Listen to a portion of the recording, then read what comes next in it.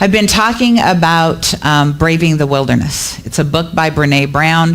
Has anybody, some of you have read it, I know, because you're in the book club. If you don't own it, I highly recommend it because it lines up so well with what we teach here. It's all about braving the wilderness is, are you willing to be yourself? Regardless of the odds, regardless of what's up against you. So how many of you, when you were young, things like, well, what are all the other kids wearing? Well, I got to wear my hair this way because that's the way, everybody does it. I've got to look tough because all the guys at my school look tough. Whatever it is, I believe we have been raised to fit in, right? So this book says, no, you don't want to fit in. If we were supposed to fit in, you'd look around the room and you'd see yourself, would you not? And yet if you look around the room right now, does anybody see anybody that looks like them? Oh, thank you, God, for that, right? Because what we believe is that this universal thing itself decided to manifest into individual form as us so it could experience this thing called life on a human realm. And so we're not all supposed to be the same. We're not all supposed to fit in. And yet it is not easy to brave the wilderness because we have that little voice inside of us, that little 6-year-old that you don't want to do that. That's dangerous. People won't like you if you do that. Why are all those people over there standing and talking and you're not included? It's because you dare to be yourself. And I promise you, if you dare to be yourself, all of that will eventually subside. The wilderness is not an easy place to live. If you remember last week, I talked about Bishop Carlton Pearson. Talk about somebody who braved the wilderness. And because he was willing to brave the wilderness and he wasn't willing to back down from what he believed, he lost his church. He lost everything that he'd worked so hard to build. Because he was willing to say, I'm sorry, God came to me. I don't believe in hell. I don't believe anybody's going to hell. This was in a Pentecostal church. It was pretty bold for him to say that, and there was a cost to that. And that's part of, are you willing to brave the wilderness? Because sometimes there's a cost to it. And so this week we're talking about strong back, soft front, wild heart. I know I'm going to get to the wild heart last. So how do we build a strong back? Because that's probably the thing that's going to hold us up in the wilderness. And to realize that when you're in the wilderness, there's going to be a lot of other people in the wilderness. They aren't there necessarily to support you. The thing about the wilderness is to be truly yourself, you have to own this is important to me and I'm going to stand for this regardless. So the first thing you do is you have boundaries. You set your boundaries, you're clear about your boundaries, and your boundaries don't move. And there's a challenge in that. How many of you have good boundaries, do you think? How many of you have lost friends over your boundaries? Right? Absolutely. You're going to lose friends. You may lose some family members. Some people have probably lost jobs. But boundaries are important. They're important because you are saying to the divine, I love myself enough. I love myself enough. And this is important, so important to me. I'm not going to let anybody walk over this. I'm not going to let anybody walk over this. And I will tell you that one of the two kindest things people can say to me is, you've got really good boundaries. Because as a person in recovery, trust me, I spent most of my life without any boundaries at all. And so it's good to know that I have set those and I honor them. And so to start off, just so you know, the book is Braving the Wilderness, and to have a strong back, we're going to do braving. So the B is boundaries. The R is reliability. Reliability. Do you say, I'm going to do this, and then do you show up and do it? Or do you say, no, that's not mine to do, and then you don't show up and do it? You really mean, no, it's not mine to do. So the challenge with reliability is you're going to feel sometimes judged or unliked, especially when you have the courage to say no, right? When you have courage to honor yourself. Because remember, this is the house for all of us. This is the house that God built.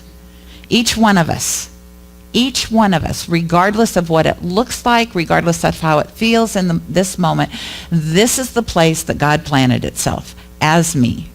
Each one of you. If you're new here, what we believe is each one of us is an individualized manifestation of God in form. We're not all of it, but we are an individualized expression of it. And so when you brave the wilderness, you really get to live that expression. And I personally believe that's why we're all here, to truly live and own that expression. Otherwise, we probably wouldn't have signed up. However, somewhere along the way, we forgot. Or we got told. Don't run. Girls, and I can only speak for girls because it's the only life I remember as being a girl. You know, don't run so fast. Don't sit like that in a dress. Don't talk so loud. Don't be so smart. All of those little things that chip away at you living in the wilderness and being yourself. So the A is accountability. Accountability is taking responsibility for your life, good, bad, and indifferent. And I will tell you, it's much easier for me to take responsibility for my life now than it was 16 years ago. Probably didn't take any responsibility for my life 16 plus years ago. And yet, it is tantamount for us owning who we are as individuals. If you make a mistake, say you're sorry.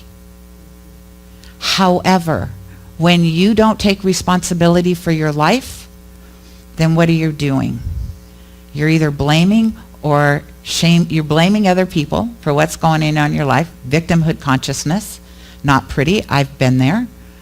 I have lived that. I've lived it well. I was a great victim.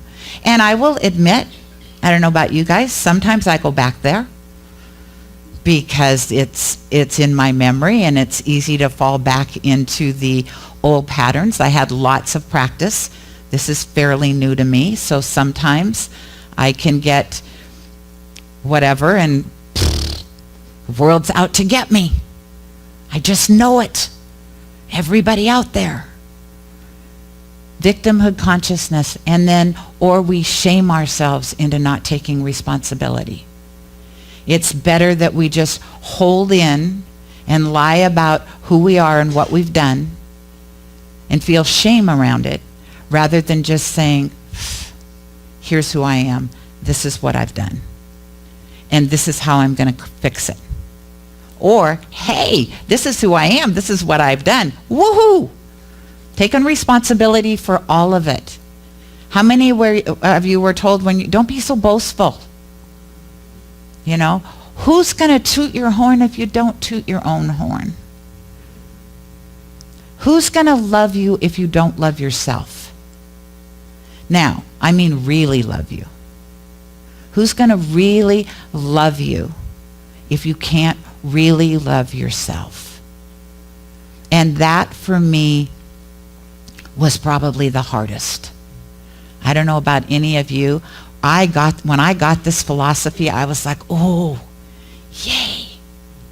God's in everybody. You're all perfect. I love you all. Just don't give me a mirror. Because her, not so sure about her. Because that's, to me, maybe you guys are different, that to me is the toughest person to love. Why? Because I know my stories. I know what I've done. And so it's really taking responsibility for that and making amends if you need to make amends and moving on. And when the monkey mind comes up, how many of you know what I mean by monkey mind? Oh, good, I'm not the only person that has it. It's that chatterbox that goes on in your head that tells you all the stories about yourself that probably are made up anyway.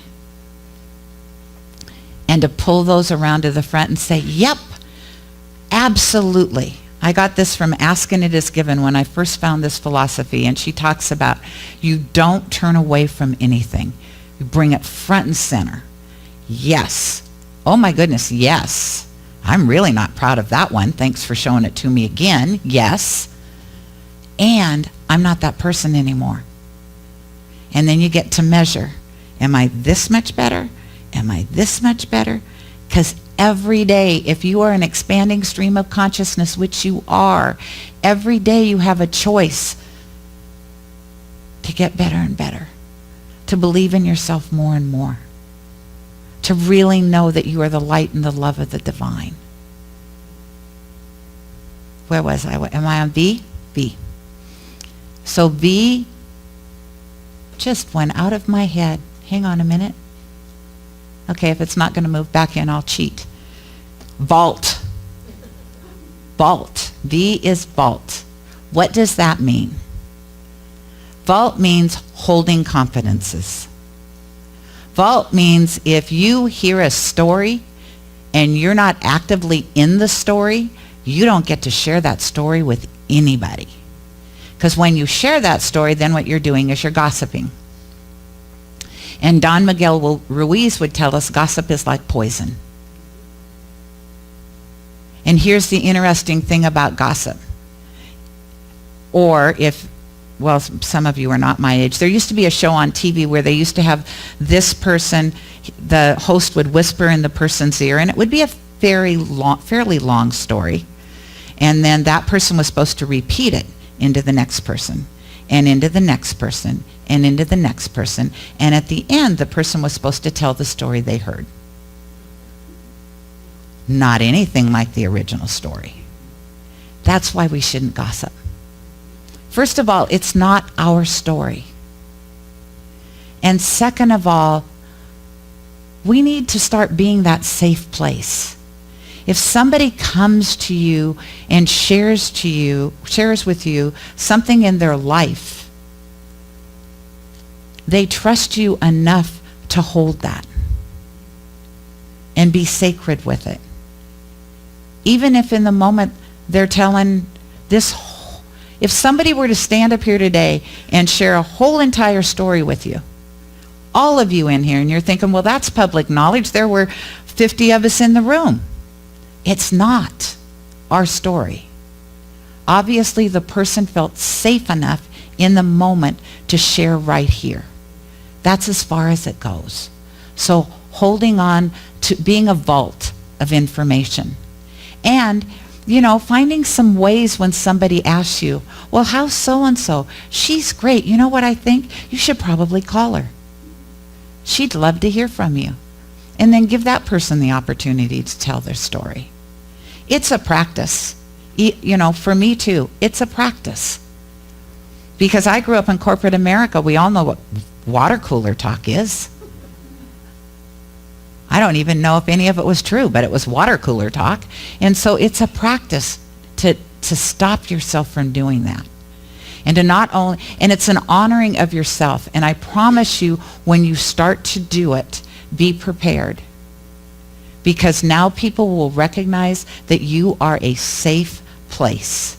And when they recognize that you are a safe place, they will share their deepest secrets with you because they know they can trust you. That's part of being a practitioner. Is, people come and talk to a practitioner. Some of those are deep, deep wounds that people come and talk to practitioners about. And that session is absolutely confidential and never to be repeated. And they honor that. And so it's just realizing for all of us to be that safe place. The I in braving is integrity. Now, these are your values. You get to decide. But when you decide what your values are, and by the way, that's the second biggest compliment you can give me. I've got good boundaries, and I have great integrity. And integrity is about, do you walk your talk? Do you walk your talk? There's a lot of people out there that will say one thing, and you know by their behavior, that's not true. And so there's a disconnect. And when there's a disconnect in the energy, it's not congruent. And so it's an upset. And if we're all energy, we all feel that. Do we not? You know when somebody's not walking their talk, don't you? Nobody has to tell you, oh, that's a person of integrity. Oh, that person over there, they're going to tell you one thing. You'll know. You absolutely know. And so to be a person of integrity, to really walk your talk, what you see is what you get 24/7. It's one of my proudest moments when somebody said to me, that's real. You're the first person I've met. You're the same person standing up on Sundays as you are when I'm with you on Fridays. I'm like, yeah. And my joke always is, I'm not smart enough to be two different people. And that's not it at all. What I realize is it's really important for me to be the same all the time with everybody. Nobody gets treated different by me. To my knowledge. If you think you do, come talk to me after service and I'll figure out why that is. The N is non-judgment.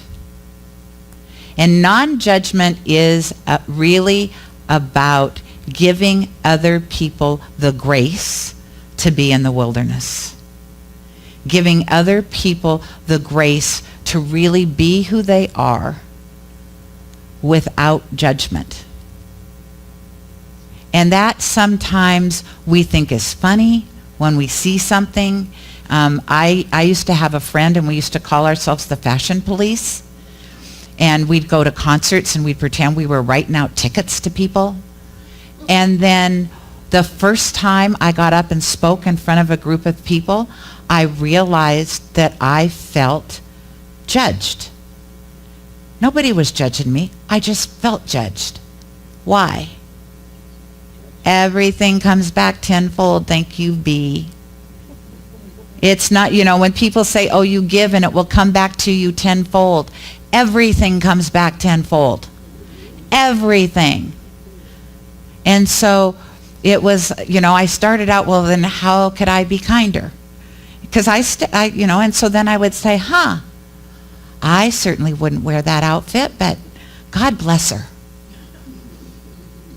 And then I just stopped. And then, it just was like, okay, now I just don't have to do that. Oh, good, I'm not alone. Some of you have done that also. Yeah, because, we're all out in public. It's easy. Our brain starts to file things away. And so can we have the loving presence of mind not to be critical, not to judge? Imagine the space that will free up in you, and imagine if we're all energy fields, imagine the space that will free up in this community, then in Burien, and then beyond. And so it really is starting to be kind. Can we be kind all the time? And for my community, yes, even in my car. And yes, it's still a practice. And yes, I'm getting better. That is a real practice. How many of you have road challenges? I won't even call it rage. I'll call it, oh, yay, I'm not alone. Just imagine how many, there's probably at least 10 of us that raised our hand. Can you imagine if the 10 of us just stop doing that? The difference that energy might make, because we're all here, we all know we're energy, we all know we have an effect on everything around us. And yet, even as your minister, I promise you that I get behind the wheel of my Jeep and all bets are off.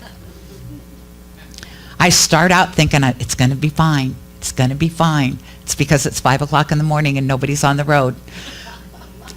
And what I realize, that's a deep spiritual practice for me. And so find out where your deep spiritual practice is. Where are you when you're the most judgmental?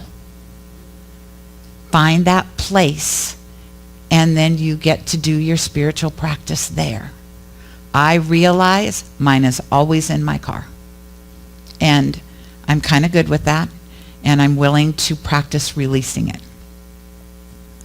And the G is for generosity, and generosity is not about being financially generous.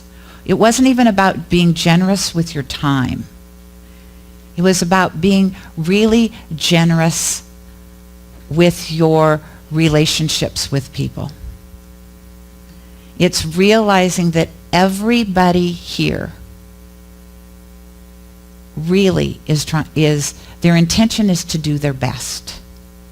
Whether it was your parents or whether when you're parenting or your boss, the real thing is people aren't out to get you. That's something that we always think that it's about us. So that's the dichotomy of this. To be in the wilderness means to really be true to yourself. And the other thing about being in the wilderness is not to think everything is about you, because it's not. People who pull in front of me on the freeway, they might be mindless. I don't think they said, I'm going to wait till Gayle Dillon gets on the freeway, and then I'm going to see how angry I can make her. Not happening. It's not happening. I'm choosing to make the stuff that goes on about me. And so to just be generous with your thoughts about yourself and about others. So once you have a strong back, how do you get that soft front? How many of you truly know how to be vulnerable? Oh, good. You do? Yay. You don't? Maybe? Okay. Because I'm thinking, am I the only one on the planet that when people say be vulnerable, I'm like, oh, okay. What does that look like? Exactly. Being vulnerable is being yourself at all costs. Being vulnerable is sitting in a room full of people, let's say a classroom, let's say ministerial school, and knowing that you have a question or you have an answer and you don't raise your hand because you don't want to sound silly or be wrong. Does that sound familiar? So, being vulnerable is you raise your hand and it doesn't matter. So being vulnerable is really having the strength and the courage to be yourself all the time. All the time. And to really own that in every situation, even when the monkey mind starts to talk and says, oh, you don't want to raise your hand. You don't know if that's the exact right answer. Could be close. Might not be the exact right answer. And then have you ever had that happen and somebody sitting at the table says exactly the thought that was in your head? And you're like, dang, I could have said that. That's being vulnerable. Putting yourself out there, regardless of what people may think or say about you. And then the wild heart comes from owning who you are, doing the braving so you have a strong back, keeping that soft heart, and then your heart, or keeping that soft front, And then your heart's going to be wild because your heart is where God lives.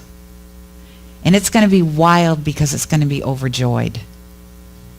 Because I don't know about you, it's waited a long time for me to be okay with who I am. And once I start to get that, I can feel the difference from the inside out. Because there's that part in me that's going, oh, heck yeah, there she is. There she is. There's that little 6 or 4 or 5-year-old that lost her way and started to build all of these borders, all of these walls, all of these reasons that she couldn't express herself, or she couldn't say something, or she couldn't be herself. So watch out, because I'm letting her loose. And that's going to release my wild heart, and I invite each and every one of you to do that with me. Because that is going to change the planet. Nothing else. We're going to change it individually, one by one. And we have to do it through kindness. We have to do it through really seeing each other. Because everybody on this planet, everything on this planet, everything everywhere, because the divine is infinite, is God in form.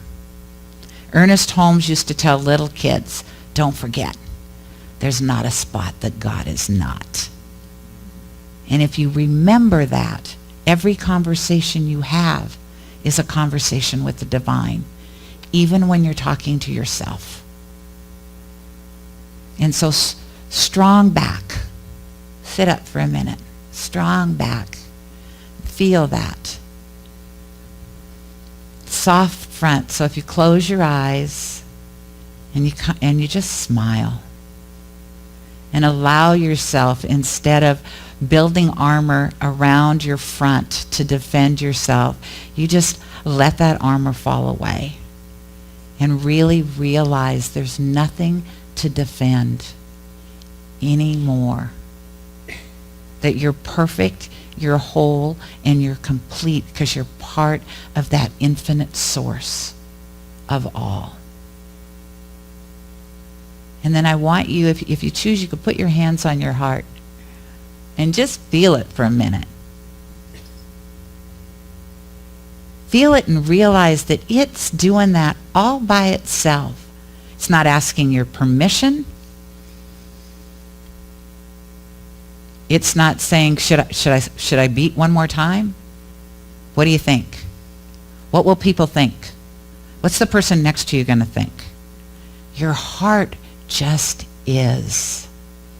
What if you became like your heart and just were the best you could possibly be? And so it's from that one life that is God's life, that is here right now, in this moment, in this time, in this space, that we feel that vibration of our heart, knowing the truth of who we are. Each and every one of us. Magnificent beyond belief, because God said so. It chose to implant itself in and through and as us. We chose to be here as a manifestation of it. And so with the boldness of that, I speak my word for each person here, saying, why not? Why not be the best person you can be? Why not live an outrageously fun-filled life? Why not be abundant? Why not be kind? Why not dance in the streets if you want to? Why not walk and smell flowers and hear the vibration of the good that is God as you? So take this moment with you this week and remember who you are. Remember why you're here. You are here to be bold, to be brave, and to be in the wilderness. God's calling. Pick up the phone and say yes. I give thanks for that. I release these words into the law, knowing that it is spoken. It is already so. It is done. The divine has said yes, and it is happy. And so am I. And so it is. Amen.